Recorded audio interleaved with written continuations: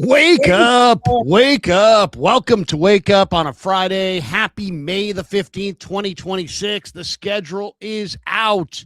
What does it all mean? We hit it right now. Let's go.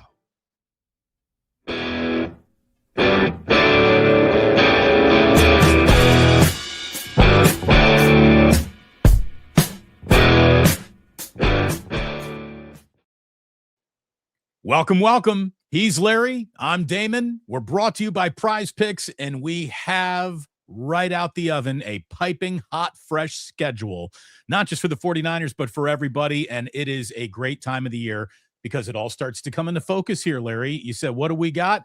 What can we learn? What do we know? What can we prove? There's a lot to get into today, and the path is there laid out in front of the Niners. And let's just hop right in with the obvious. It is a backloaded schedule. It gets tougher as it goes along. But one of the big concerns, I think, for the 49ers this year was what would it be? How hard would it be to come back from Australia with all that lag on your body and all the screwed up international timelines and everything? Well, the 49ers, and this is the very first thing that I noticed on this schedule, Larry, they return from Australia in the best way possible. If they could have dialed up how to come back from Australia, this is what they would officially ordered right off the menu. A 10-day rest in between coming back from Australia and your week 2 opponent, and then you follow that with 3 consecutive home games, sleeping in your own bed for the better part of a month coming back from Australia. That's the best way to do it, man. So I know Shanahan and company aren't thrilled having to start the year so far away from home, but that's a scheduling break that I think is a big one and gets the 49ers off to a good start, I think, this year.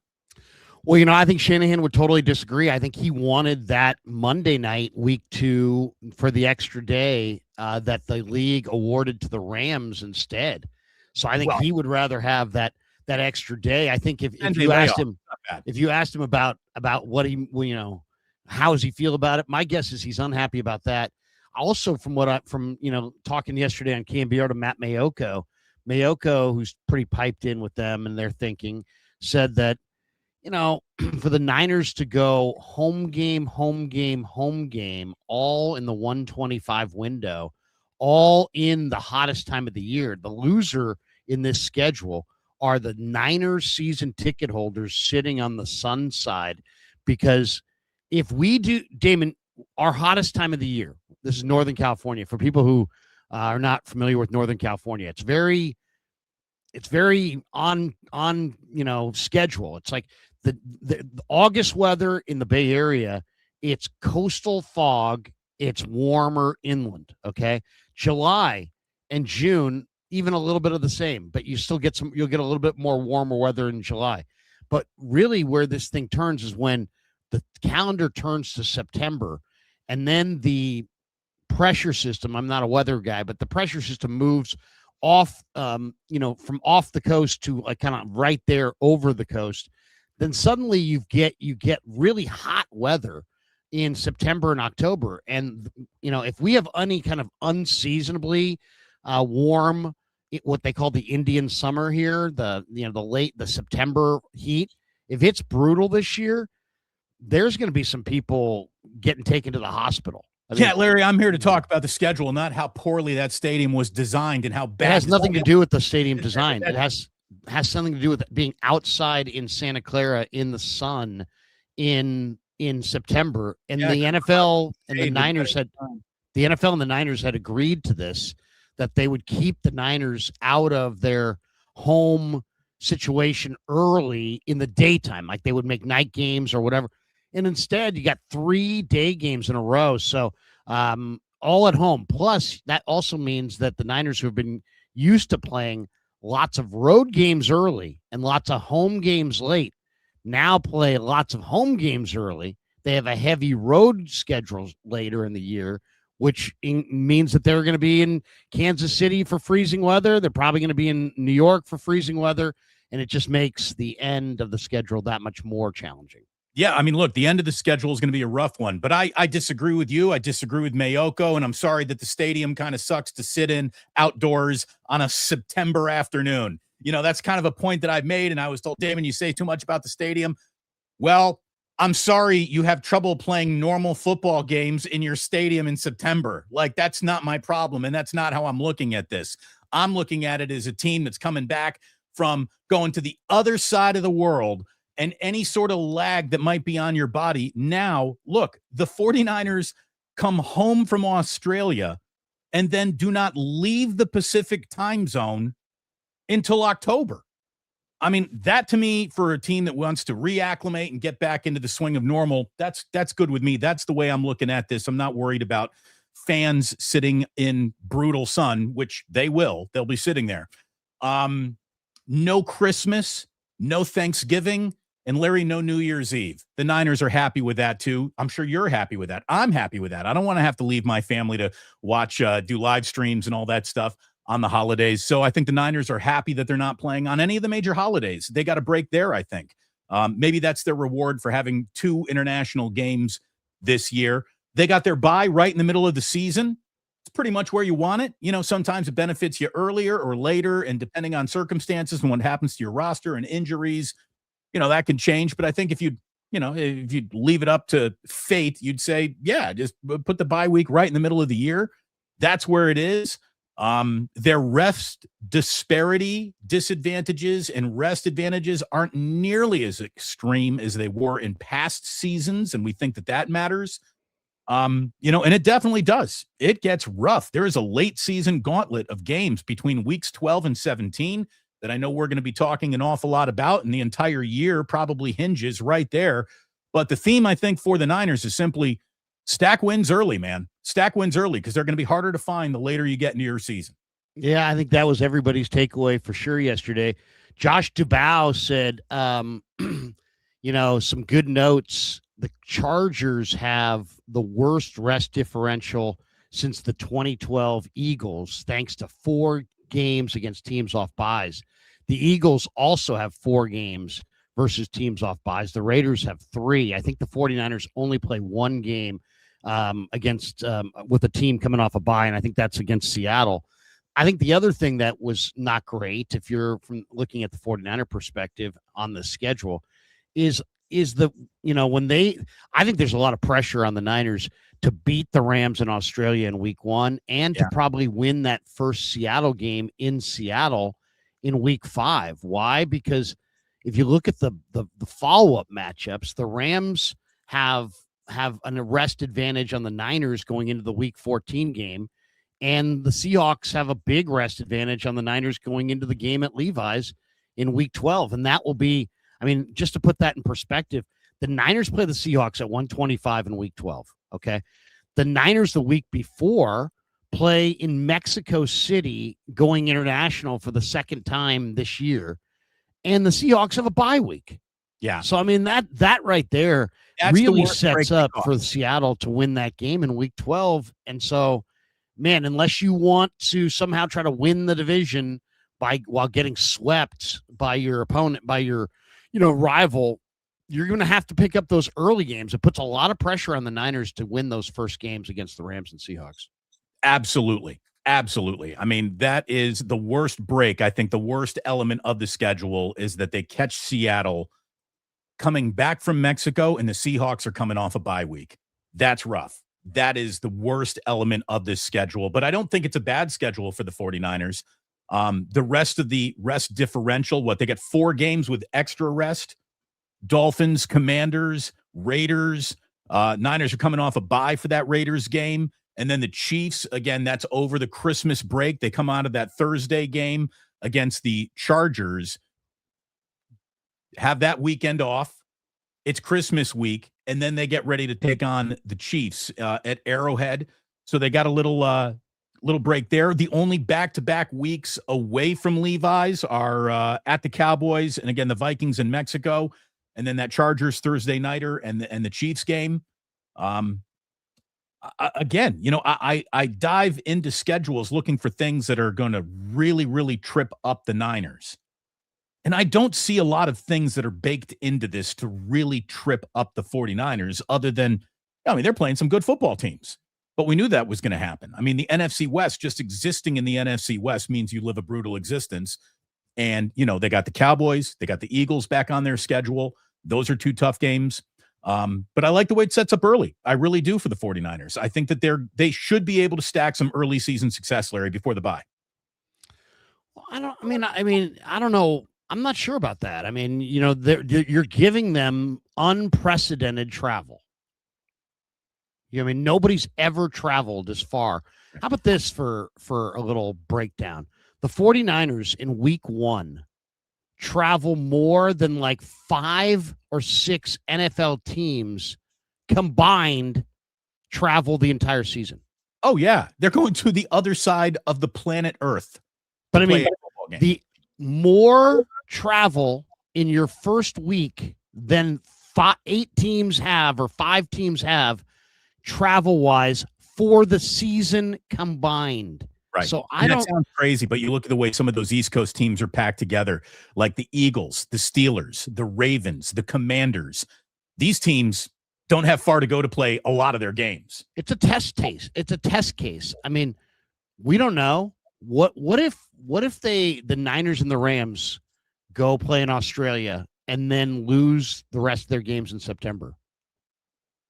You might see teams just from that point on just going, no, we won't go that far, because it is an eternal trip. And these guys are big guys, and they'll be in nice accommodations, and they'll do what they can do for them and that kind of thing. But it is a brutal trip. And the 49ers, because they're an iconic brand and one of the, it's funny, the teams share the revenue in the league 32 ways. Everybody gets an even share, but they don't have an even, they don't evenly they're not evenly representative of the revenue. The revenue comes to the league not because of the Panthers, because of teams like the Niners and the Patriots and the Steelers and the Cowboys and the Packers, and those iconic teams, float the boat and sell the league. And it seems to me that if you're going to then use them as your guinea pigs to travel the globe and spread your message, it seems like they ought to get something more out of it than look, I think what the Niners like, hey, you're just one. Now, the Niners hadn't flown internationally in a few years, but still 12 years. They have not left North America in 12 years. No one. They played internationally. They played in Mexico City. Right. That's still North America. They're not traversing an ocean to play a football game. So they've had that. They've gotten lucky over the last 12 years. And look, the Niners haven't appeared on, Hard Knocks. A lot of things that teams complain about has not befallen the Niners. So this year, that Australia game hits you right in the middle of the eyes. But at least when it's over, they got 10 days in between the day that they get back to America and their next football game. And then the rest of the month is all home games. Going to be hot September home games, but still you're sleeping in your own bed at night. You're not traveling. And then you don't even leave your own time zone until the last week of October. Here is the schedule, Larry. Let me bring it up so we can just show it to everyone and follow along. There it is. I think everyone's seen it by now. Again, they come back from Australia, and then until that Atlanta game in week 7, they're at home, basically. Oh, not that. I mean, they go to Seattle, but they're in the Pacific time zone, which is, I think, where they want to be, and I think will help them reacclimate. But, man, after that bye week, I mean, who knows what the Raiders are? Who knows what the Dallas Cowboys are? Who knows what John Harbaugh has got the New York Giants looking like by the time week 12 rolls around? Or week 13. I would have liked to seen them earlier.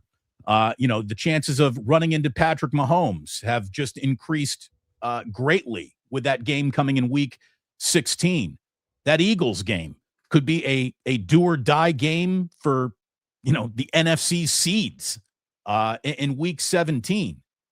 And then, you don't want to overlook the Cardinals, even though the Cardinals got like a brutal schedule. The Cardinals always find a way to give the 49ers a problem. They really do. I don't know why. I don't know how. I don't know if they're going to be able to keep that up, but they figure out a way to give the Niners a headache. Hopefully that headache game isn't waiting for them at week 18. And that's the only game that is not determined. So when we talk about primetime games or Thursday night game, we don't know when that week 18 game is going to actually be plopped onto the schedule yet. So that could change things, but it'll, more likely be an afternoon game. The good thing is, Larry, is that they only have 2 10 a.m. West Coast starts on their bodies this year as well. I think that's good. They're playing early in the morning in Atlanta at week 7, and then they play early in the morning at the New York Giants game in week 13. So that's good because that early start for West Coast teams has always been something that we've talked about when schedules come out. So I like that. Yeah, I mean the early starts, the morning window is always a tough one, especially back east. They play the Giants in the morning window and the Falcons in the morning window, and teams traveling west to east struggle typically in that morning window. So we shall see. Both of those on paper are winnable games, but more than anything, it's like, the 49ers under Kyle Shanahan have been creatures of habit. The way they play the game, the way everything's, they like their comfort. Everything's about comfort. So Shanahan's big on trying to get that score going into the locker room, the score coming out of the locker room. So they always defer. They have a certain way of doing things. And I just hope that they make adjustments, because their way of doing things is to kind of, start slow and finish fast. But it's hard to finish fast when you got a bunch of tough road games on the back end of the schedule. The game that I thought was the most pivotal as far as where it was placed was the KC game. I mean, the league cut KC a huge break. KC's got the easiest strength of schedule in September of any team in the NFL. Now, the Niners have the second easiest schedule, but they really want to see KC, get their footing before Mahomes gets back. They want Mahomes and the Swifties and all that crap. Oh yeah, they want them playoffs. Right back in the mix. There's no doubt. If you could ask the NFL, who would you rather have? One more run with the Kansas City Chiefs or the Oakland Raiders, the Las Vegas Raiders are officially ascending as a new AFC West power? Oh, they'll pick the Chiefs every time. Yeah, they want the Chiefs, and so that game could have been in September in Kansas City on a warm day with Justin Fields back there, and it would have been an easy dub. And instead, it's going to be Mahomes, maybe 5 degrees, freezing weather, place going crazy. That game suddenly looks like almost like a scheduled loss. I will say this. I mean, I've done that exercise of win-loss. What I see in this season more than anything is I see I think we're going to be talking about streaks. I think they're going to have win streaks. I think they're going to win 3 in a row. I think they're going to lose 3 in a row. I think they're going to, get into a nice streak right around the middle of the year where they win 5 or 6 in a row. Then I think they're going to lose 3 or 4 in a row. Coming down the stretch, people are going to panic. And we'll see where it all shakes out. But I do think it's going to be streaky. I think the key to this year is in their first 7 games before the bye week, they need to go 5-2.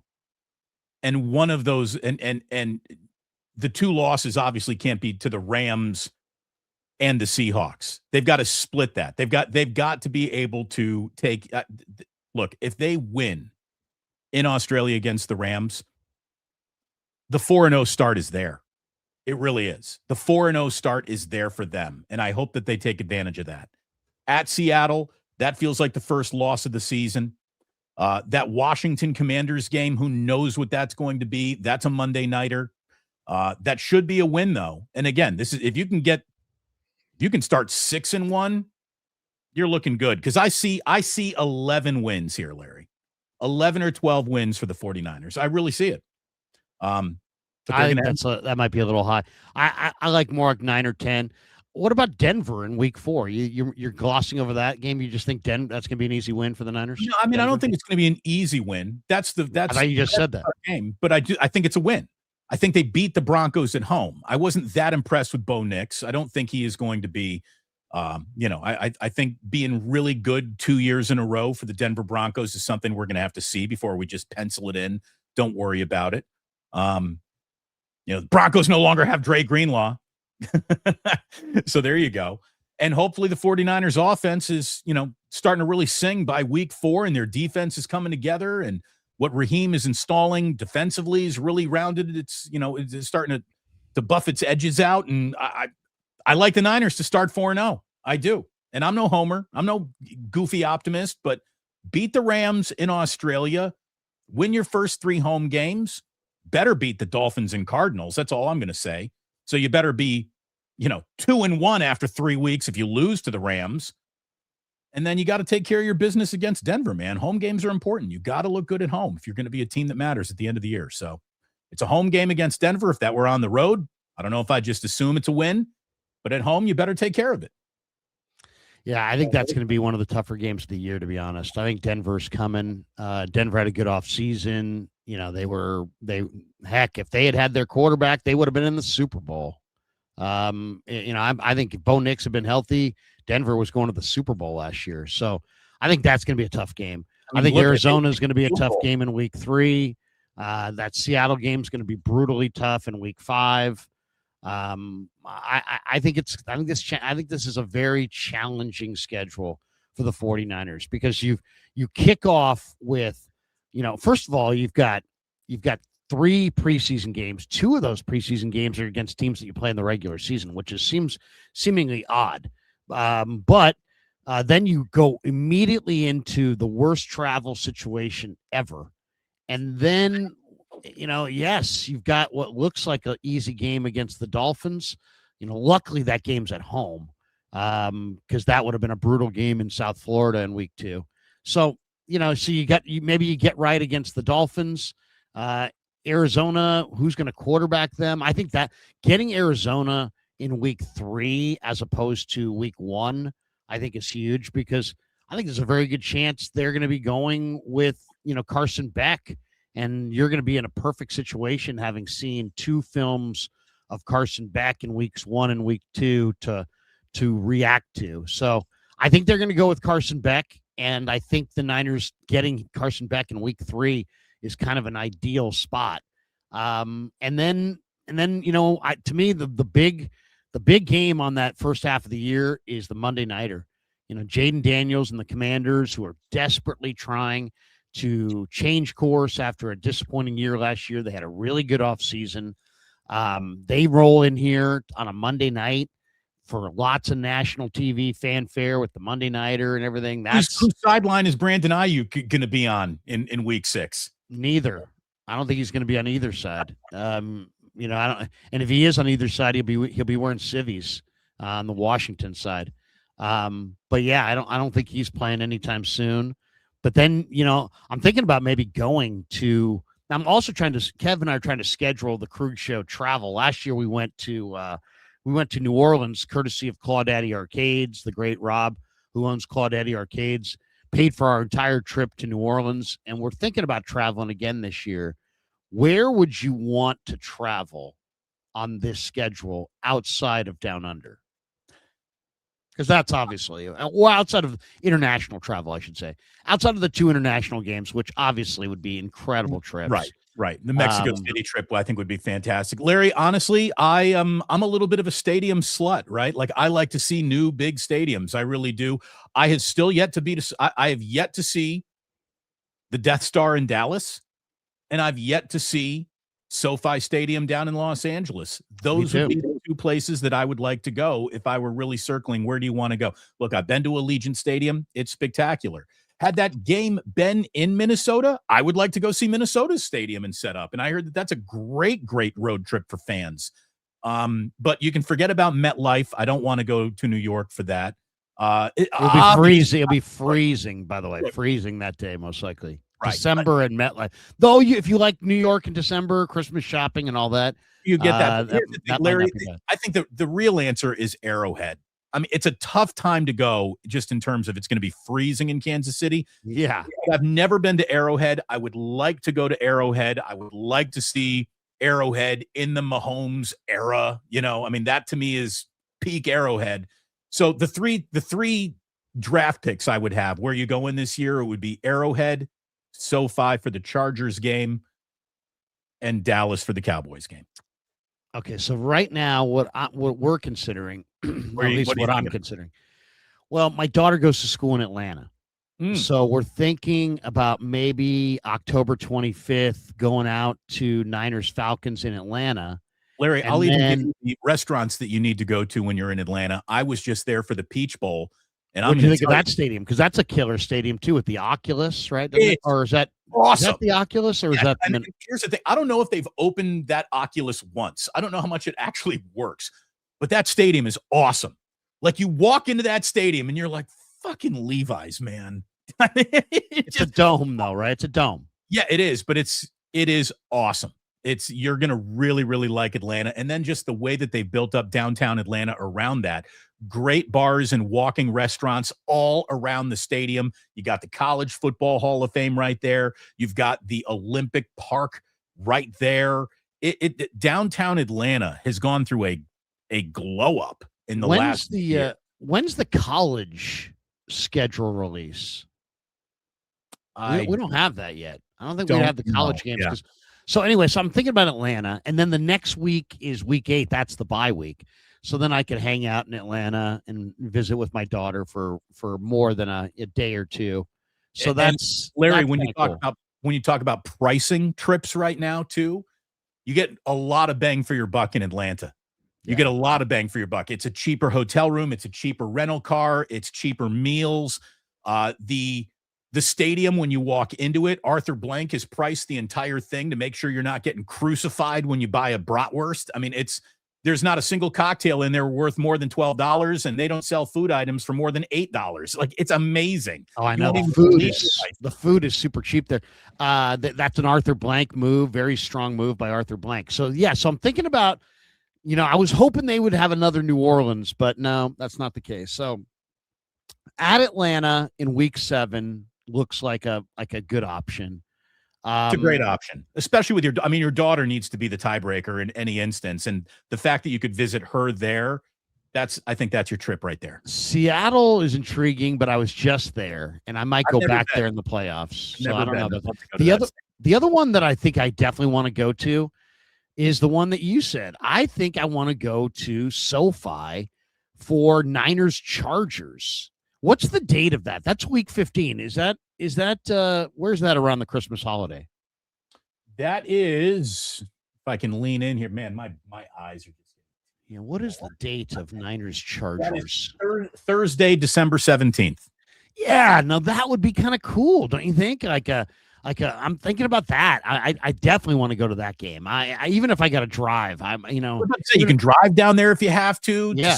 It's an easy drive back. You can split it. You can stop at the Madonna Inn if you wanted to, and hang out. There you go, Cal Poly. Yeah. You hang out in Solvang. Have you stayed there? Have you gone to the Madonna Inn?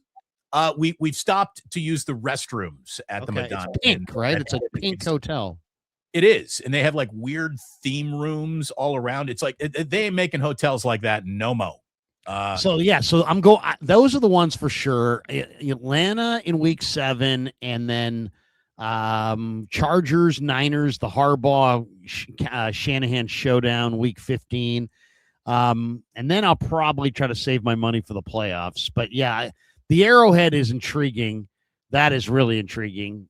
Well, and you also you get the world of barbecue opened up. I mean, when it was Giants Royals in the World Series in 2014, I mean, the food in Kansas City, just from again, barbecue. I love barbecue, man. I could eat a lot of barbecue over a week, and I did. I did. It is, yeah. The bear. I remember I was at KBR that we had a guy in studio, the Baron of Barbecue, and he had his own sauce and everything, and it was like he was marketing it, going coast to coast. And Kansas City barbecue is not the same as Texas barbecue. It's all great, though. It is all. It is. It's different. It's great. I mean, so Kansas City is really where like you get a lot of different barbecue styles all rolling into one. It's like a high where Texas is just like beef and brisket, and then you get your. What's your favorite barbecue? If you go to a barbecue place, well, we were just there, and you had a corned beef. But what if you're going to a barbecue spot and you can have anything you want? What is your meat of choice? Let's say you get 2, and what's your side? Give me brisket. Give me some marbled brisket, or you want the no, give me the fat. No, I want fatty brisket. I want a spare rib. I want a pork spare rib, a beef spare rib. I don't care, but I like something off the bone. I like my rib pull. I like a toothy spare rib moment. And then my side, I always either want to go like a baked beans or a macaroni and cheese type of side. That's it. Or if we're doing a lot of vinegary sauce, give me a coleslaw on the side. If we're a vinegary Memphis heavy style of saucing, give me the coleslaw.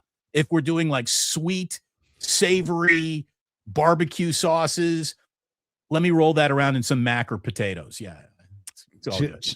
Damon and Mary at Pig and a Pickle go with the potato salad, which I just think is fantastic. Very strong. The potato salad, you can't go wrong. I'm going to go brisket. If I'm going brisket just off the bone, I wouldn't mind the fatty side. But if I'm putting it in a sandwich, I think I like the leaner side. There is no bone on brisket. That's the thing. There is no. You're not pulling brisket off. Not bone, but I mean, well, there is a bone, I guess. But you just right. Not in the brisket. No. There's beef ribs. There's beef ribs. Those come with bones. Yeah, well, and I'm not crazy about that unless you just really, really cook it to death. But I like the pulled pork, and I love the brisket, the lean side for a sandwich, and some really spicy barbecue sauce. Oh, ooh, that's good stuff. All right, we should tell people that Prize Picks is our sponsor. Let's jump into our Prize Picks lineup for today. Prize Picks is America's #1 sports picks app. And the reason I like it, it is simple. You're just picking more or less on player stats or game outcomes, building your lineup, and you're in. No complicated stuff, just what you think is going to happen in the game. Use code HMA, play $5, get 50 on lineups instantly. Link is in the description. By the way, I had a nice little Prize Picks winner earlier this week. Last night, I unfortunately didn't cash a winning ticket, but awful lot of fun to play on Prize Picks. Obviously, it's where you want to go. It's where all of America is going, and all you got to do is pick more or less. It is that simple. By the way, here, there we're all sexy. There we go. We're all good. It's a nice little wrap. It's a good looking wrap, by the way. And there you go. Play $5, get 50 instantly, and the code is right there. Use code HMA. All right, so we're gonna go with some baseball tonight.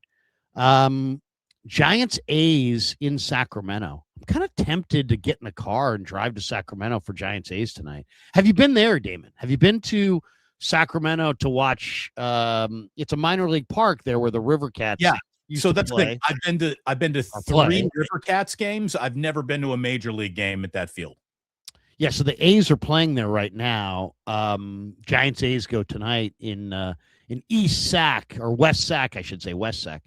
All right. So I cannot, in clear conscience of what I believe and what I stand for, give a penny of my hard-earned money to John Fisher. Now, when the damn thing in Las Vegas opens, my curiosity will eventually get me, and I'll be in Vegas, and I'll be like, "Fuck it, I'm going to a game." Vegas is where you sort of compromise your own morality. The A's are good, by the way. The A's are first. The A's are a lot more fun to watch, Larry, than the freaking Giants. I'll tell you that. But I'm standing in unity with the Last Dive Bar. I'm wearing a Last Dive Bar shirt today. I'm not going to a game in Sacramento. I refuse to. But if you want to go, I'm not going to stop you. I'm going to type in SF so we can get some of the Giants stuff. And then we'll jump over to Oakland here, or Sacramento, I should say. Okay, is there any of the Giants props here that excites you? You've got Bryce Eldridge, 1.5 hits, runs, RBIs. He may not even play.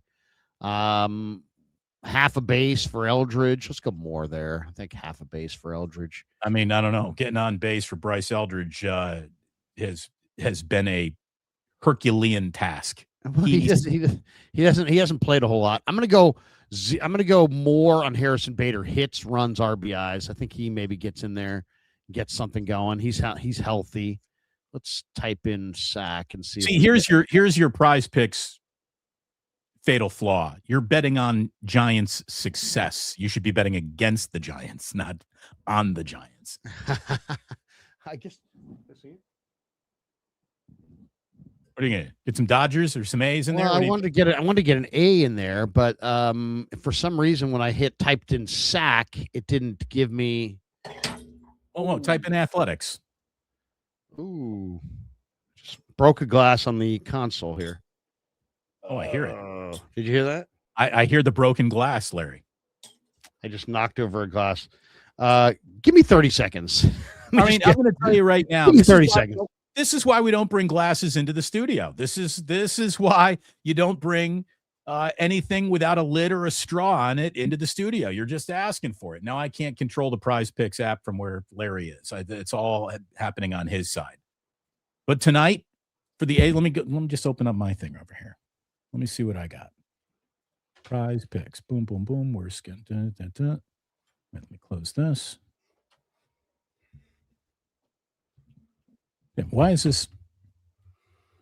All right. All right. There, he's back.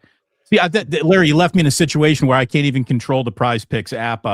You're doing it all on your side of the broadcast today. That's all right. We can go with a different guy here. What's another baseball player we want to go with tonight? How about Schwarber? 6.5. What is that? He just hit a bomb last night, too. You know what I would do? I would, let's see. I would take A's. I'm looking at all the A's props right now. All the A's props. Let me see the A's on here. Let me see.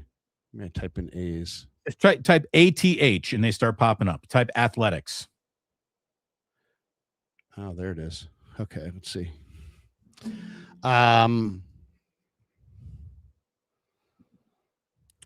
Prize Picks is lagging here. I need one more team here. Yeah, how about this? Give me Larry, give me more than half a total base for Brett Rooker. I still have to get the A's up here. Oh, there it is. Are you sure? For some reason it's not coming up. Well, you're not typing A's into your search bar, Larry. What are you doing? I'm typing ATH. See? ATH. Right here. ATH. You sure it's ATH?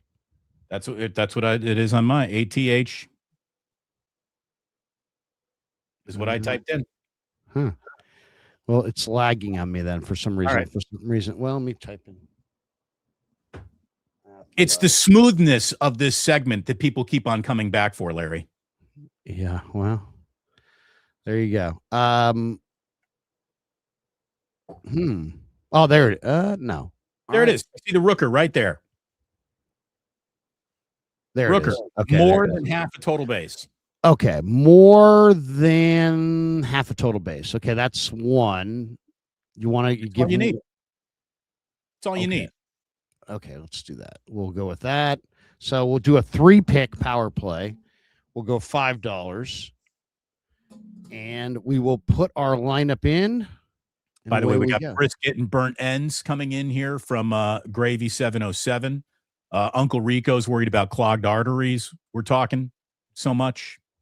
We're making people hungry with all that barbecue talk, Larry. Harris is getting hungry. I mean, hey, maybe it's lunch where you are. Damon sounds like a barbecue connoisseur. Scott, I am. I'm a barbecue slut, man. Absolutely. Love it. Now, what do you have? Do you have the smoker? Do you have the pellet grill? Do you have the green egg? No. Do you have a gas grill, charcoal grill? What charcoal grill with a slow and sear on it? So I can do some smoking on my 22-inch Weber kettle grill. I don't need an actual pellet smoker. I mean, the last thing I need is access to smoking my own meats at all times. I've already had a stroke for goodness sakes. I don't need a second one. 3-pick power play. It's in $5. Okay. Bryce Eldridge has got to have one total base. Harrison Bader's got to have a combination of hits, runs, and RBIs that totals at least one. And Brent Rooker's got to have one total base. We're not, these are highly likely. So we're not getting great odds here. It's $5 to win $13. There you go. Prize Picks. Get it done, Giants and A's. We'll see you tonight. Download Prize Picks. Pick more or less. Start winning. And it's just that simple. When you look at, again, since we came here today to talk about the 49ers schedule, Larry, I think the bottom line is you can complain about the heat at Levi Stadium all you want. The schedule is genuinely favorable to the 49ers in the first half. And I honestly believe that Australia to 10 days of rest to 3 weeks at home is about as good of a start as you could have asked for. The Thursday night football game at the Chargers, that's a brutal spot to be followed by Kansas City. At least you got a 10-day break in between that. Weeks 12 through 17, though, are a monster. That's where the entire year turns for the 49ers. That 5-game stretch is a brutal one. They better make an awful lot of – they better stack a lot of wins before that bye week. Because if you got them coming in, Larry, you said you think they're a 9-win football team. Well, I think 9 or 10, yeah. Okay, so a 9-win football team coming out of the West ain't going to the postseason. I don't believe that. Well, it's going to be tough. It's going to be challenging. I don't think there's any doubt about that. It's not going to be easy. It's going to be challenging. I think they will be a playoff team, but there's a lot of different ways this thing can go. I would say 9, 10, 11, though. I would be shocked if they went 12. I'd be shocked if they went 1-8. My money is on 9 and 8. 10 and 7, 11 and 6. I think that's. I think 9 and 8. You left somewhere home. in there, they're going to be there. Somewhere in that trio of records is them. Nick Wagner, by the way, from ESPN, gave his bold prediction on the Niners schedule. He said, despite the long Australia trip, the Niners will open the season 3-0. Beating the Rams anywhere is a tall task, and the disparate travel plans between the teams, the Niners will spend about a week in Melbourne while the Rams will be in and out. Oh, I didn't realize that. Will provide an interesting test case for jet lag recovery and time zone acclimation. But San Francisco almost always finds a way to be competitive with the Rams, and if it can get a win there, the Niners will have manageable home games against the rebuilding Dolphins and Cardinals to soften the blow when they return to the U.S. I did not realize that, but that is interesting, Damon. If you had the opportunity to do this Australia trip, would you do it the way the Niners plan on doing it, which is get there early and adjust to Melbourne? Or would you do it the way the Rams are going to do it? Like, hey, man, we're buzzing in for the game. We're buzzing out after the game. Man, I don't know, man. That's an awful lot of travel in a short amount of time. I'm not sure. I think I'd rather do the Niner plan. What do you think, though? It's an interesting thing because will the Niners bring their families? Will it be like a vacation? If I'm the Niners, honestly, as soon as I wrap up my last preseason game, I'm getting on a plane and going to Australia. I mean, yeah, we're acclimating. I'm going to have my whole team speaking fluent Aborigines by the time that game kicks off. I land in Australia and I absorb it. I soak it in. I do my diplomatic relations that the NFL clearly wants these teams to do. You shake the hands, you kiss the babies, you do your media, and then let everybody rest up because that game is at a funny time on their bodies too. It's going to be a Thursday nighter for us, but it kicks off at like 10:30 in the morning, Friday morning in Australia. So, yeah, I think the way that the 49ers are doing it is the smart way to do it. I thought that the 49ers sort of when they started that trend where they would spend a week in like Ohio or Youngstown or at the that really nice hotel in West Virginia that they would stay at. If they had like a 2-week, 17-ish day sort of East Coast road trip to not fly all the way back, I think that's smart. I really do. So,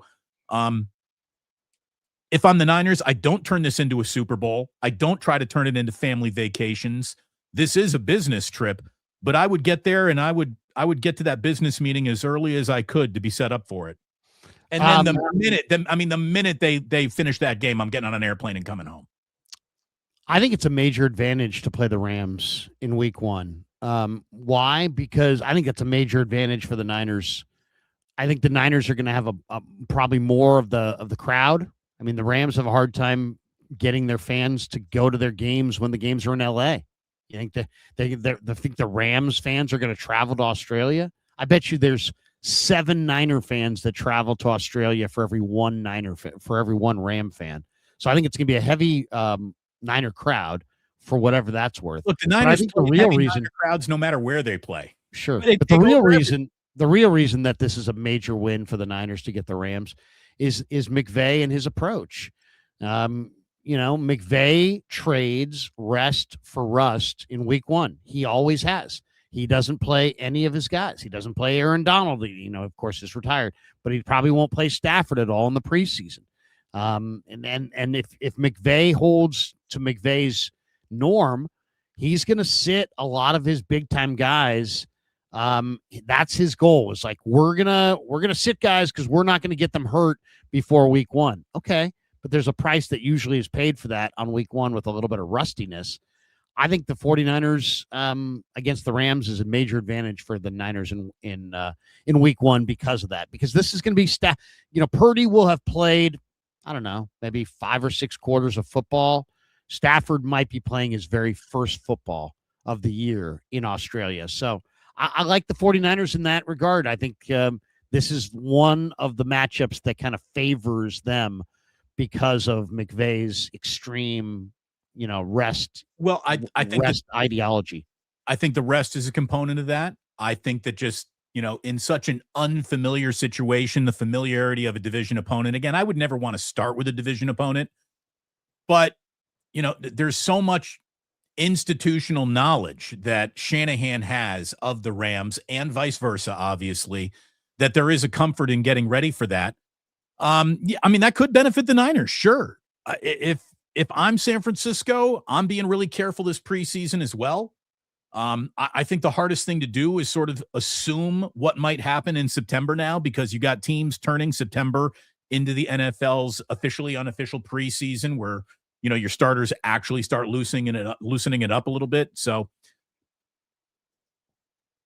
yeah, I don't know. I think that it's a tough week one opponent, but at least you're familiar and you might be ready. What if the Rams just come out and 13 personnel, you bully you all over the football field, and that's what they want to do because they're not ready to start really running yet?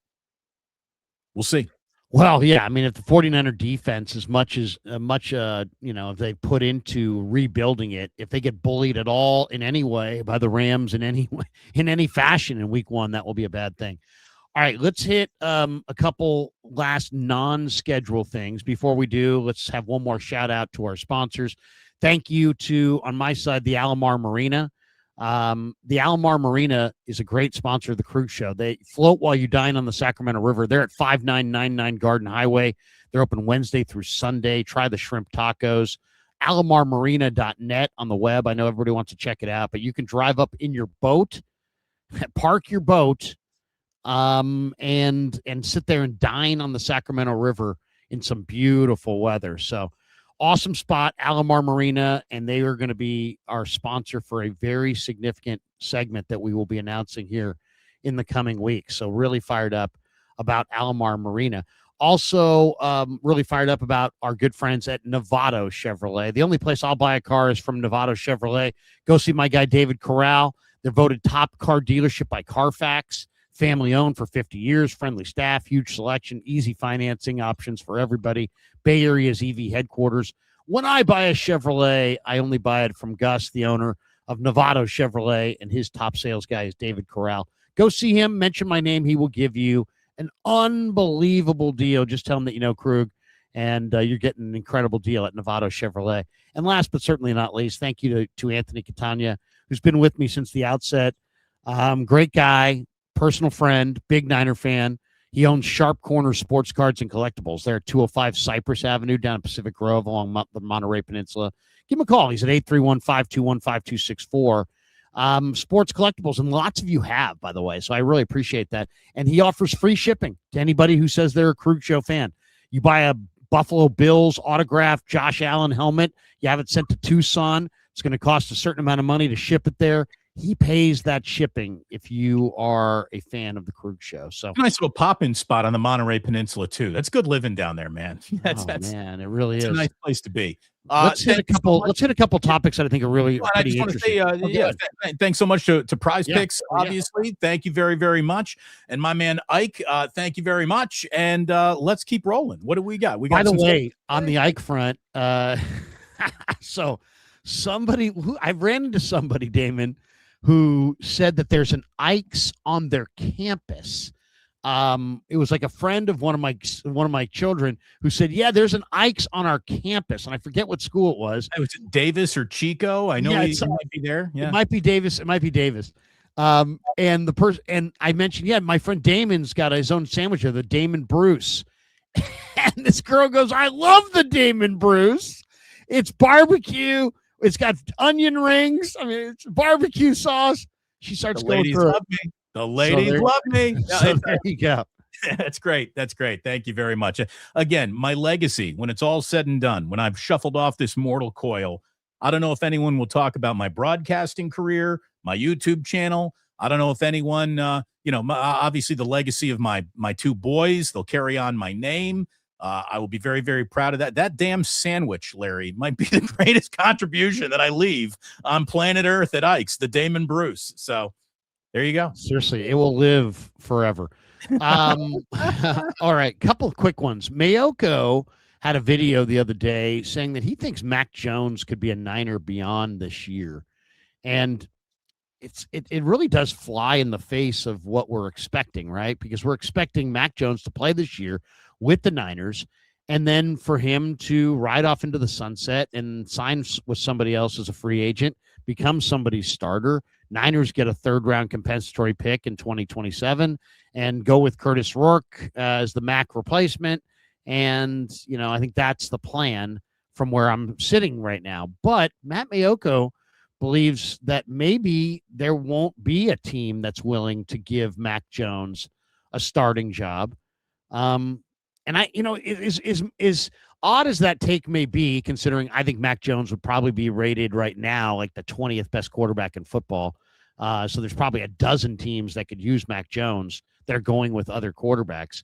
But you know what? He did play last year, Damon, and he played well. And he went 5-3 in those 8 starts, and he still didn't get a starting job. So Brock Purdy, let's just say Brock Purdy is relatively healthy this year. What do you think Mac Jones is going to start? Maybe a game, maybe 2.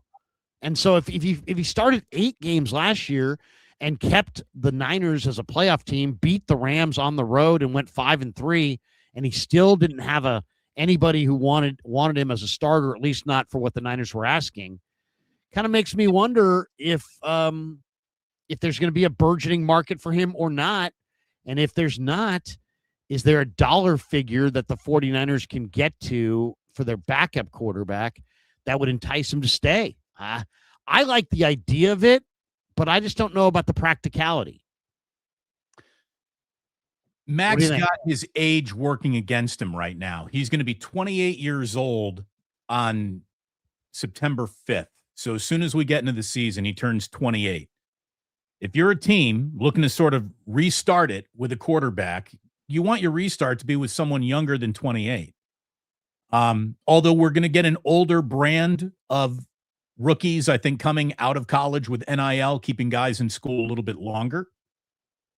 So that's what Mac's got going against him.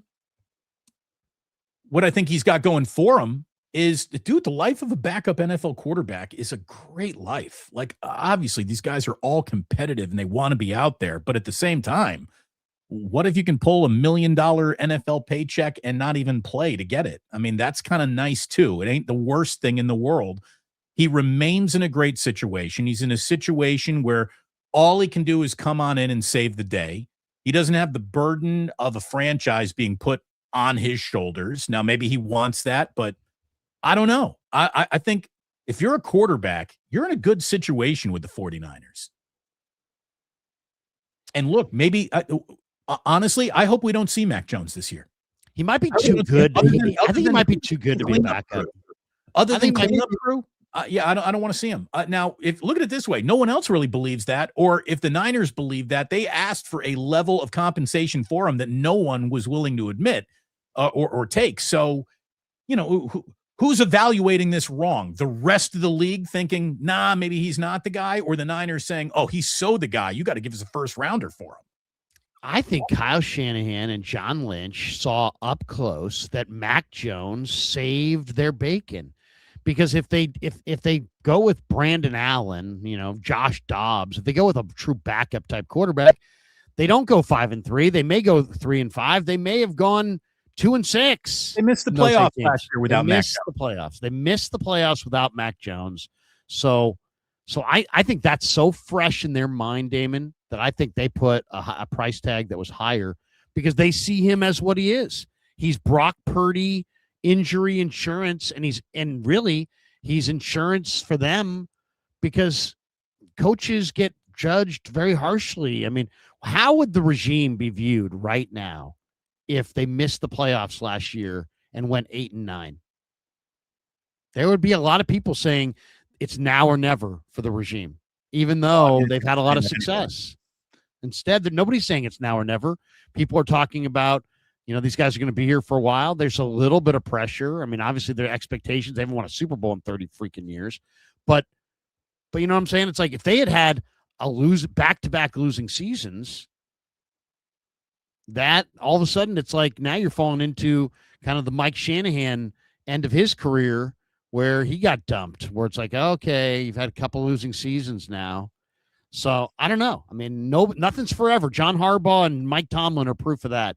Nothing is forever. Those guys won Super Bowls and they basically were shown the door. This year. I've seen in the comments section a few people say, like, look, dude, Mac is a competitor. Of course he wants to start. Of course he wants to play. He's not satisfied with being a backup. And you might be right. I'm sure there's a lot of elements of that are true. At the same time, remember, here's a guy who has lived in this league without being, in Casa de Shanahan. He knows how bad it can get. Yes, Larry, he has experienced what it's like to be outside, cold, naked, and afraid. The Niners provide shelter. And I think that there's an element that who wouldn't want that? Well, look at Sam Darnold.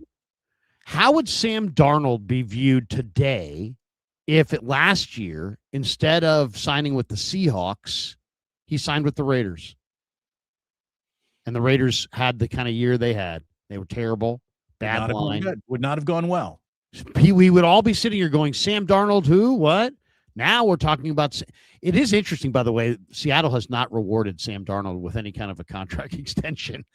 For a guy who's had a completely turnover-free postseason, it is a little interesting, isn't it? They have not, so that kind of tells you that they're, they're happy, but they're not thrilled, or they're happy, but they're not going to go there yet. Sam Darnold is the type of quarterback that even when you're winning a Super Bowl, you're sort of looking over his shoulder for a hotter chick on the dance floor. And that's, he's, even with his Super Bowl, he's good.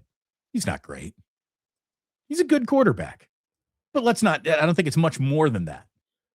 And maybe somewhere inside, Mac Jones feels that same way. Like, I'm a good quarterback. But I don't know if I'm going to be great. I'm certainly not going to be the guy to turn the New York Jets around. By the way, I don't know who that guy is outside of Joe Namath. Yeah. I'm going to tell you right now, I'm glad, absolutely thrilled that I'm not an Arizona Cardinal. I mean, have you seen what the Arizona Cardinals got coming to them this year? I mean, if the Arizona Cardinals, if they want Arch Manning, they got him. I mean, you can almost put the Arizona Cardinals on the clock right now for the number 1 pick in the NFL draft. They start their season with 6 of their first 7 games against teams that are expected to win 10 or more games. They're not favored in a single game on their schedule this entire season.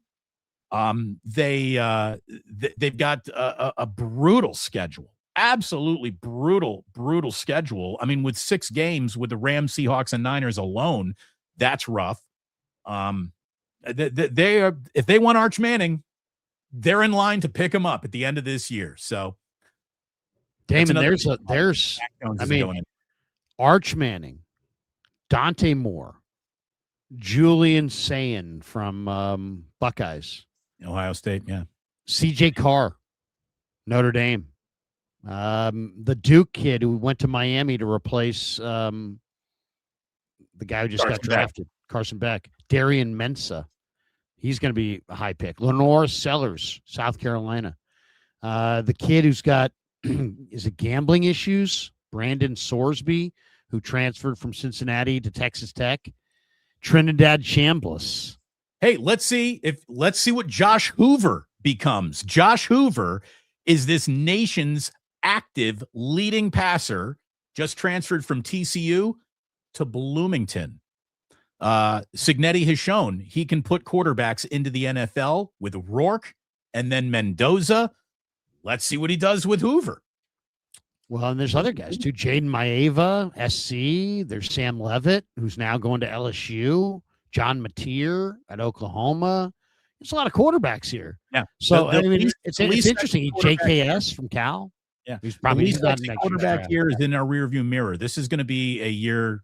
If you need a quarterback, you're going to want to be sitting at the top of this draft. And I'm going to tell you right now, Carson Beck ain't no NFL quarterback. So good One luck. last, well, we'll see on that. I'm not really sure what he is. He's definitely got the size and the stature. We'll see if he can do it. He's going to get the opportunity in Arizona. It's a wide runway. It's a phenomenal opportunity for Carson Beck for sure. As far as the schedule goes, this is how I got it. As one last thought on the schedule, I have the wins coming: Rams, Dolphins, Cardinals, 3-0 to start the year. Then I think they lose 3 in a row, but I have a win over Atlanta. I'll be there. A win over the Raiders after the bye. A win over the Cowboys because they own them. That's 6. A win in Mexico City over Minnesota. That's 7. And then I've got a loss to Seattle. A win against the Giants. That's 8. A loss to the Rams. A loss to the Chargers. A loss to the Chiefs. A win to against Eagles, and a win against Arizona. So I have 10. I'm going 10-7 on the Niners. You know, I'm not going to really argue with you about any of those games. We don't know who is healthy or available. Let me just tell you, that's a home game against the Chargers at SoFi. That's a home game. Yeah. That's a home game for the 49ers. So I am going to put that into the 49ers win column. So that's how I get to 11. I think I pretty much agree with the way that you spun it out. Mayoko's losses are Broncos, Seahawks, Cowboys, Rams, Chargers, Chiefs. I really disagree on the Cowboy one. I mean, come on, the Niners own the Cowboys. They're not going to lose to the Cowboys. I hope not. But look at it this way. That game means so much to the fan base. You don't want to lose to the Cowboys for lots of reasons, but that game matters. Yeah. 2 other last thoughts on the way out the door here. I want to share this. We kind of thought maybe it was no bad blood on the way out the door, but it looks like there has been some bad blood on the way out the door with Jennings. Juwan Jennings liked Colin Cowherd's video of Colin calling the 49ers old and completely falling apart. What do you think of that? Colin Cowherd is one of the biggest 49er frauds there is. I mean, he just doesn't like anything about the 49ers ever, right up until they're really good. And then he's the first person to swing his leg over the fence and go, you know, Brock Purdy's not bad. Kyle Shanahan's kind of a genius. Oh, look, Raheem Morris, it really fits. Like, that guy changes his tune on the 49ers. He always tells you what they're not going to be. Then they turn into something. Then he tries to it was kind of there all along. Like, right. No, totally. You're so right on this one. You're right. I mean, that's the way he does try to pretend that last part every time. It's always like, you know, I've always been a fan of Shanahan. I've always been a fan of the 49ers. Oh, shit. You shit all over him every chance you get. You talk about what Brock Purdy isn't more than when you talk about what he is. I just saw Cowherd have, you know, his 10 best quarterbacks in football coming into this year. Right. Brock Purdy wasn't even mentioned. Like, a guy who leads the league in QBR since the day he was drafted doesn't even cross his mind. Right. So, you know, there's a lot that I like about Colin Cowherd, but that guy is completely fucking clueless when it comes to Bay Area sports. He's wrong about everything all the time. Well, how about this one? You know, I'll share the screen on this one and this is for you, Colin. I saw this the other day. You probably saw this as well. Best quarterback first down pass rates on 3rd and 8+ since 2023. The ultimate passer down. First down pass rates. So that means you're passing for a first down on 3rd and 8+ since 2023. Brock Purdy, 33.3%. Not just in first, far and away in first. That is a massive jump between him and Josh Allen. Josh Allen's at 29%. Joe Burrow's 3rd at 28.7%. Jordan Love's 4th at 28.2%. Brock's first at 33.3%. Look, and Colin will take out a straw to slurp those 3 guys under Brock's name right there. Oh, Josh Allen, greatest quarterback that ever played the game in the history of just big brawn, size, speed. Josh Allen is a good quarterback. He hasn't won jack shit. Joe Burrow, again, in that same boat, hasn't won jack shit. How are they in any ways other than beyond draft position that much better than Brock Purdy? It's insane. It's like we're ignoring observable reality to just stick with preconceived notions of who everyone should be or is. It's ridiculous. Do I dare even lead you towards this last one? Jair Brown, Dante Whitner, you got to take. I don't give a fuck about it. I mean, come on, dude. Dante Whitner, there's not a lot of interesting there.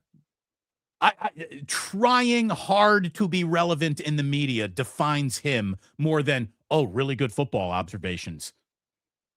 Stop it, Dante Whitner. Stop it. Let's hit some. I've already had my take on this many times. What is it? I don't even know. Oh, my take is just that I think Dante Whitner's a genius football analyst, right? I mean, like when during the Harbaugh years, when the games were over and I was doing the post-game shows, I would go into the locker room. I would go seek out Alex Boone and Dante Whitner because they are really, really good and they were really candid, right? They were candid and they were smart. And I like Dante Whitner's analysis. I think his analysis is really good. And he's probably right that Jair Brown, all of his criticisms of Jair Brown are probably spot on. But I think I think everybody, Dante included, needs to pump the brakes because Dante Whitner wouldn't have been the player that he was with the Niners if he didn't have Aldon Smith and Justin Smith and Ahmad Brooks and Ray McDonald. And the Niners had a killer defensive line that was kicking ass up front. And guess what? Dante, in his first 3 years in the NFL, had 2 picks. Jair Brown, his first 3 years in the NFL, has 5 picks. That's 2.5 times more. Dante Whitner in his time in Buffalo, every year losing team, never won shit. Jair Brown's been to a Super Bowl and has an interception of Mahomes in a Super Bowl. So I just think everybody's a little too negative on Jair Brown. I realize he's been up and down, inconsistent, but the Niners pass rush or lack thereof is a big part of it. Let me just finish this. I'm all with Dante on the criticism of Jair. I think that's all warranted. Where I part from him is that I'm a relationship builder. I mean, all my friends are my friends. You and I became friends in 1995. Do I get frustrated with you? Yes. Do you get frustrated with me? Yes. But we're friends. We're still going to be friends. We're going to be friends 5 years from now. We're going to be friends 15 years from now. So I don't throw away people. I'm married to the same woman that I married 25 years ago, 26 years ago. I come from, my dad worked for the San Francisco City Attorney's Office for 40 years. He was married to my mom for 56 years before they passed. I'm in it for the long haul, and I don't believe in fracturing things and throwing people away. And if anybody came to me with something in a private conversation, or you and I are having a text strand, and then all of a sudden I'm like, put it out there for everybody. Look what Damon texted me. That's dirty. And what he did to Jair was dirty. And, you live in slop. That's what you get. I mean, that's dirty. And all I would say, and I said it before, and I'll say it one more time, I hope it was worth it. I hope you got, whatever for the grit code, because you just burned the bridge, man. You torched that bridge. I can't tell you the number of times that, I could have burned a bridge with Sports Byline USA. Didn't. Could have burned a bridge with KMBR. Didn't. Guess what? I'm back on KMBR. Don't burn bridges. What Niner player is going to confide in Dante Whitner? What Niner player is taking that phone call? Forget player. Niner executive. Niner coach. Niner owner. Niner anything. You just killed your connections to you only have 2 franchises that you're really tied to, Buffalo and the Niners, and now you're persona non grata with the Niners. So I hope it was worth it for. I mean, I look at Dr. Whitner and I see a guy who tried, in his early media career, he was a funny hats guy, right? Any guy who's trying to bust into a media career with an array of funny, interesting headgear is just like, it's clown show to me, dude. Well, I mean, I think his analysis was really good, but you betrayed a trust, man. And it's like all these people are like, Jair went at him. That says who? Says Dante? Yeah. I mean, why would he ever paint it as anything other than he came at me hard? Otherwise, you really look like a bad guy, right? So he has to go with the he came at me hard. We don't know that. That's what Dante said. I don't know if Jair went at him hard. Who knows? Maybe Jair's a pretty relaxed cat. He probably called him and said, bro, do you really got to run me down like that? And maybe Dante was like, yeah, and here's why. And who knows? But I mean, I'm just saying that could have been a private conversation. Instead, you traded your private conversation and that trust. You traded it all in for what? 1,000 subs on a podcast that has 4,000 subs? I mean, come on, bro. Fuji Simeon, are you two considering going to Mexico City? Yes, I am considering going to Mexico City. I'd love to do it. But I don't know if the pocketbook is going to be able to open that wide. Fuji says, can the two 49er international games be a sign that the NFL recognizes the 49ers growing global brand and growing international fan base the 49ers are cultivating? No, there's not. Can it be? It absolutely is. Yeah. I mean, look, the NFL wants to grow the product everywhere. And they've grown it about as big as it gets in the United States. There's really nowhere else to grow. If I'm the 49ers and we're seriously talking about international and crossing oceans to do shit, if I'm the 49ers, I am begging the NFL, put a game in Japan. I want to go to Japan. I want to be the Japanese 49er team the way that the Dodgers have become the Japanese Major League Baseball team, thanks to Shohei Ohtani. And I don't know if we're going to have a Japanese, player in the NFL anytime soon. So you better get over there and just start incubating a new generation. The Niners have already played there. When?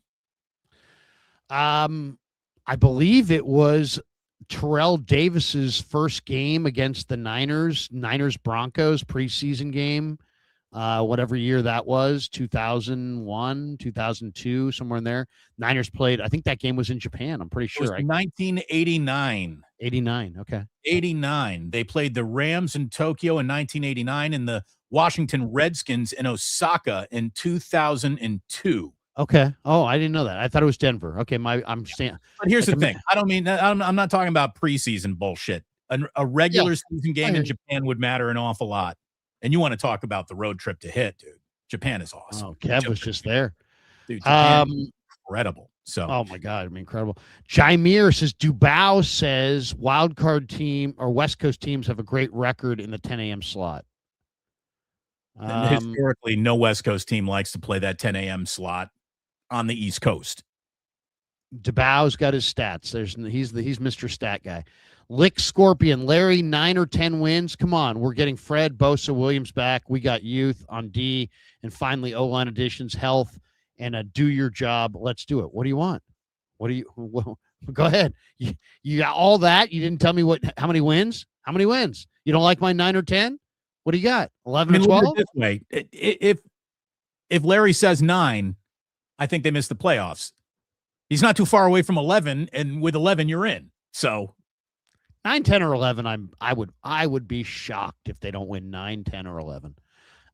Fuji Simeon, if you drive Larry, stop at Harris Ranch for food on the way to LA for Niners Chargers. Oh man, how many times have we done that, man? Because you got to remember, I'm a NorCal guy. I've got 4 kids. We've gone to Disneyland. My wife's grandparents used to live down in Palos Verdes. We used to go down there a bunch. You take that I-5 trip many times, huh? Oh man, right when it starts to be like, ew, what's that terrible smell in Coalinga? That's when you're like, hey, let's pull over for lunch at Harris Ranch. Cows are coming. I mean, nothing. I mean, if you can do this, you go. If you do this right, go to the butcher shop. There's a restaurant there at Harris Ranch, which is really good. Stop there for breakfast, steak and eggs, amazing there. But if you can go and bring yourself like a cooler with some ice, go stop by their butcher shop and go get yourself some of their steaks and put them on ice. That's the drive home trip. You don't want to do that on the way to LA. You want to pick that up on the way back to the Bay. Yeah, but I mean the steaks there are really good. Fuji says, in my humble Reardon opinion, pork ribs are better than beef ribs. I'm with you on that. I like beef ribs, but you really have to cook them low, and for a long period of time. They gotta 14 hours. It cannot be chewy. It cannot. You cannot be battling with it. It has to fall off, right? The beef ribs. How do you feel? Pork ribs, beef ribs. I'm with Fuji here. I've done them both. I kind of like the pork ribs better.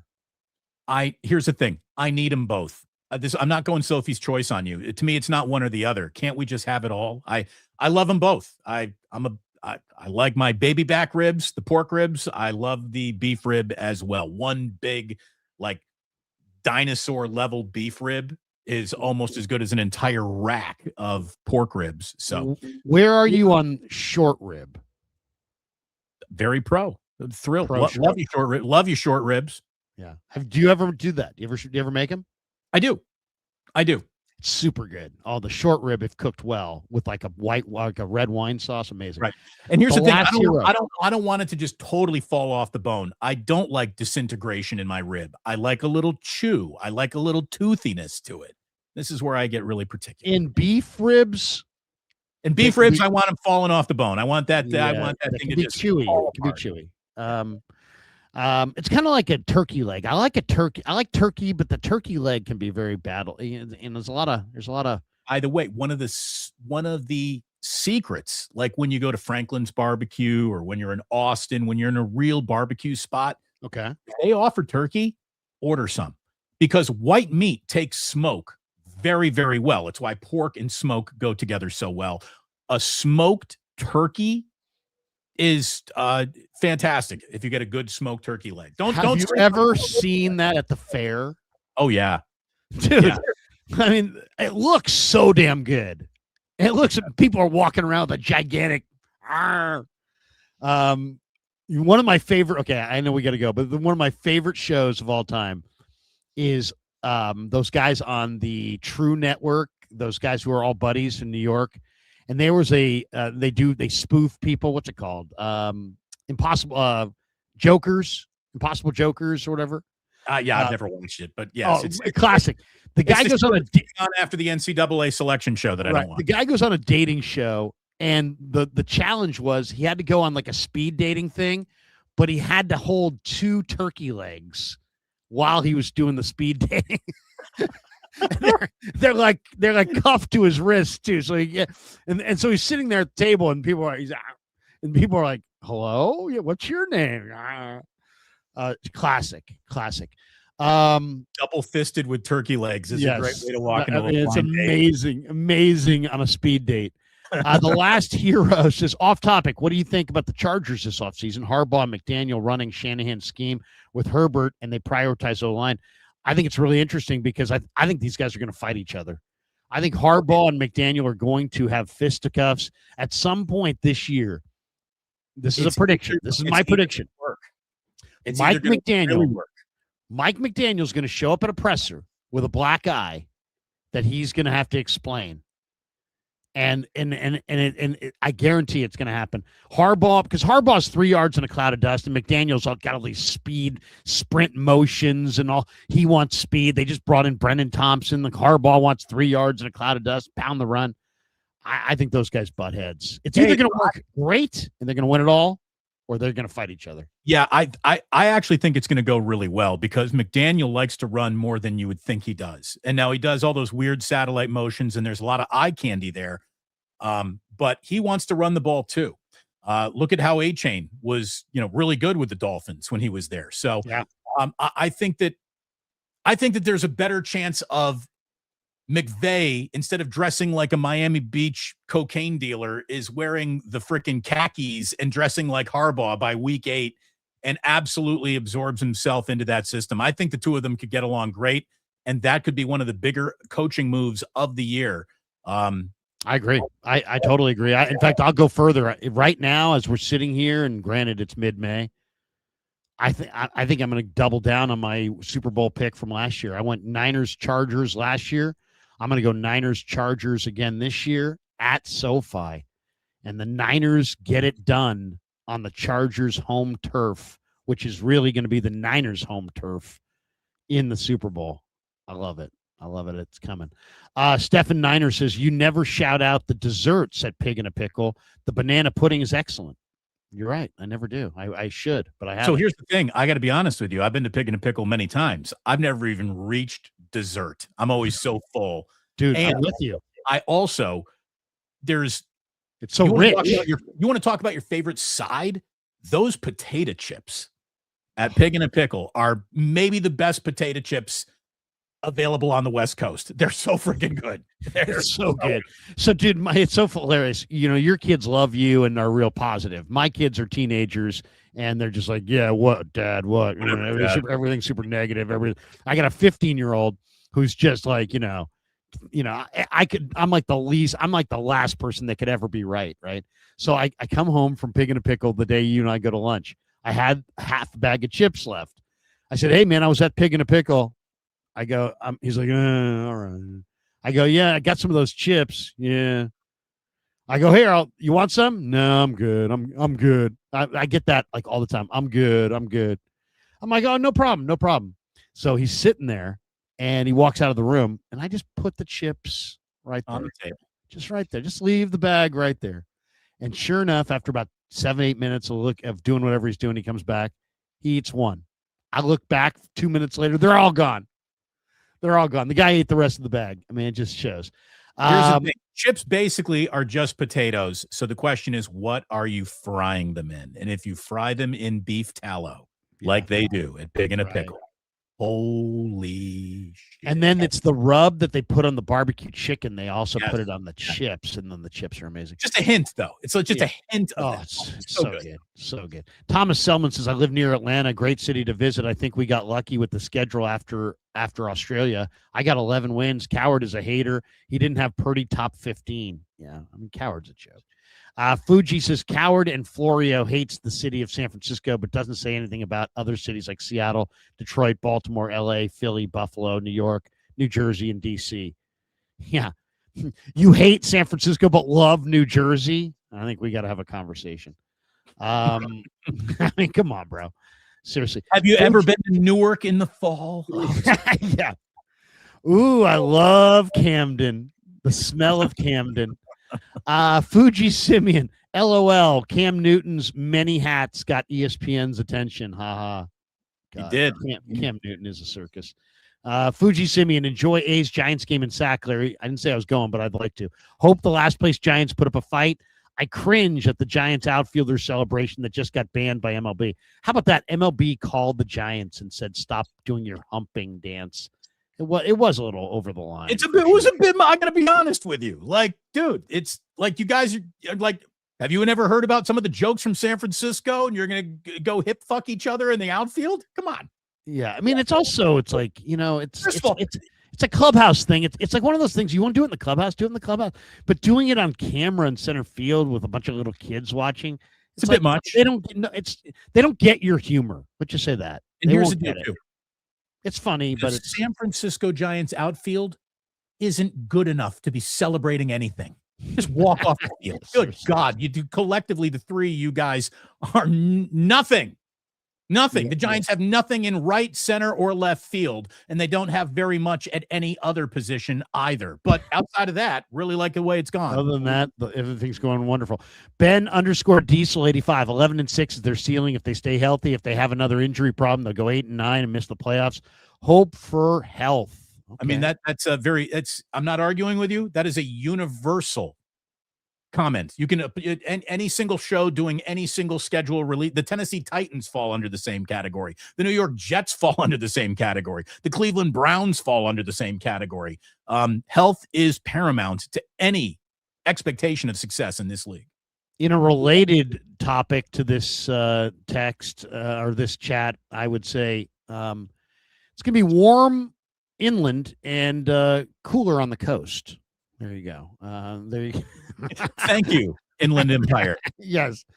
Welcome to California. I'm a weatherman. Yes, it's warmer inland, and it's going to be cooler on the coast with patchy low fog. The closer you get to the desert, the hotter it is. The closer you get to the ocean, the hotter it isn't. I mean, if anybody just eliminated the weather, if anybody's got budget issues on TV, just fire the weather person in the summertime. What's that? The movie that Steve Martin did?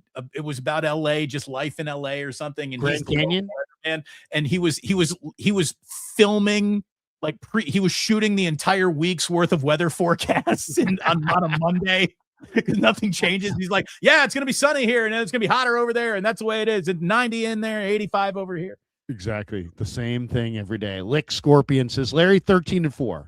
I demanded Lick Scorpion to have a record, and he says 13-4. There you go. I'll tell you what, that's gaudy, but you know what? It could happen. Hey, you're looking at an NFC 1 seed at 13-4. Yeah, I hope it happens. It's funny too because people sometimes will accuse media people or guys like Damon and I or anybody of, you guys are not with the team. It's like, bro, you have no idea. We do YouTube channels surrounding the team. Of course, we want the team to do well. When the Niners go to the Super Bowl, I mean, Damon and I's channels exploded. I probably had 32. I think I had like 32,000 subs at the time of the Super Bowl, and I think we picked up like 8,000 in that week. I mean, it was incredible. Ben Diesel says the Giants shouldn't be celebrating at all while being 15-29. Yeah, seriously, celebrating. Ben Diesel says correction, 18-26. Yeah.